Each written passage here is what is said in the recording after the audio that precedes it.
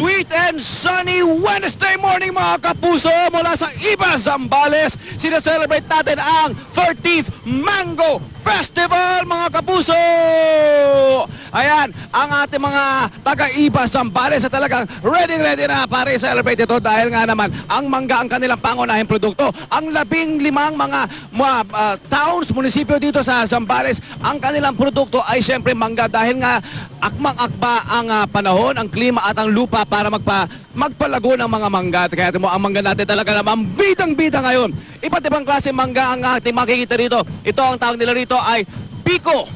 Maliit, di ba? Tapos meron naman silang apple na mango pero talagang mango. Apple mango yan. Ito naman ang kanilang Carabao na hinog na maliit. Carabao na mango, maliit, hinog. Carabao na hilaw, maliit din. At ito rin, ang tawag nila rito ay chinelas. Obvious ba kung bakit chinelas ang tawag dyan? Ito naman ang kanilang mango Carabao na malaki. At meron din siyempre ito, sikat na sikat to, kilala natin sa Maynila ito, Indian mango. Nagkalat yan kahit sa Maynila. At ito, ang Millennium. Yan ang Millennium, yan ang mangga ng bagong milenyo. At siyempre kung medyo foreign, ito Cambodian mango.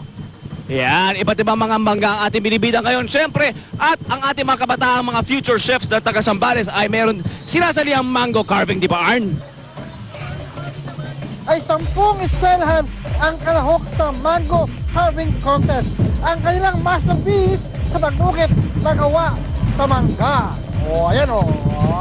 Very good, Arn. Very good, mga kabataang taga Zambales. At si Monica, nakikisayaw dito sa atin sa may Kapitolyo! Yes, my friend! Monica, it's your turn! Nakikisayaw na rin ako. Let's go, man! Kasama ko ito, mga friends din natin, ang Masinloc street dancers. Kita-kita nyo man, talagang napakagagaling, napakakukulay. At in fact, Hall of Famers na nga sila at makikita sila dito sa 13th Mango Festival. Pero syempre, isa pa sa mga highlights itong kanilang festival na talagang kanina ko pa tinitingnan natin, aliw na aliw ako. Ito yung kanilang mga mango contests. Ayan, so unahin na natin ito nasa tabi ko.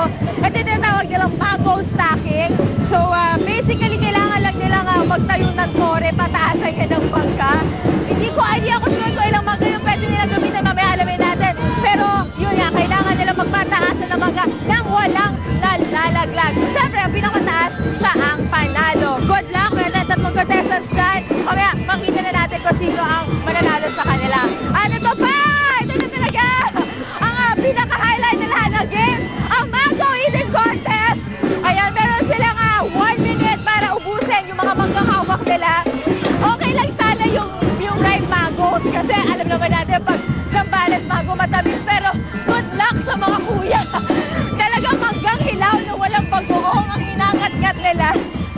I think dapat hindi hindi mango eating contest, dapat bukasim kasi ang asim yan for sure.